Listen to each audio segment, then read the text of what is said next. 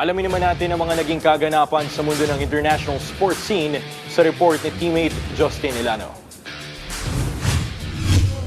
Sa tennis, tinanggalan ni Italy's Yannick Sinner ng corona ang defending champion na si Carlos Alcaraz matapos manalo 7-6, 6-3 sa finals ng Monte Carlo Masters. Sa panalong ito, nakamit ni Sinner ang kanyang kauna-unahang Masters title sa clay at nabawi rin ang world number 1 ranking. Naging kapansin-pansin ang kanyang impresibong takbo matapos maging ikalawang manlalaro na nakapagwagi ng Sunshine Double at Monte Carlo sa iisa lang na season. Isang tagumpay na nauna lamang naitala ni Novak Djokovic noong 2015. Ito na rin ang ika-4 na sunod na Masters 1000 title ni Sinner, kasunod ng kanyang mga tagumpay sa Paris, Indian Wells at Miami at ang kanyang ikawalong Masters title sa kabuuan. Huling nagtapat ang dalawa halos 5 buwan na ang nakalipas kung saan pinalo ni Sinner si Alcaraz sa ATP Finals title match at mas lalo pang pinainit ang inaabangang susunod na kabanata ng kanilang Sincaraz rivalry.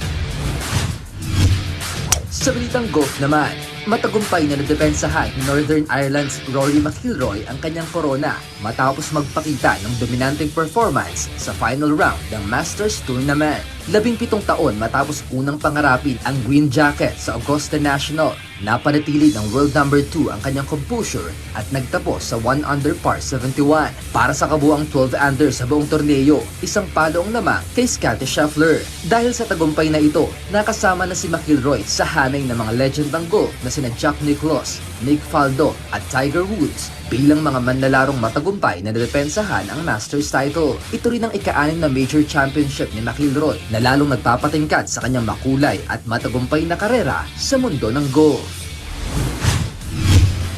Sa figure skating, nagpahayag ang Japanese Olympic at World Silver medalist na si Yuma Kagiyama na magpapahinga muna siya mula sa figure skating sa susunod na season. Ayon sa 22-year-old na skater, desidido siyang mag-take ng break sa 2026 to 2027 season upang magbigay panahon sa paghahanda para sa kanyang future. Kamakailan lamang, nagtapos si Kagiyama bilang runner-up sa Milan Cortina Games noong Pebrero kung saan natalo siya ni Mikhail Shaidorov ng Kazakhstan. Nakasungkit din siya ng silver medal sa World Championships na ginanap sa Prague noong nakaraang buwan.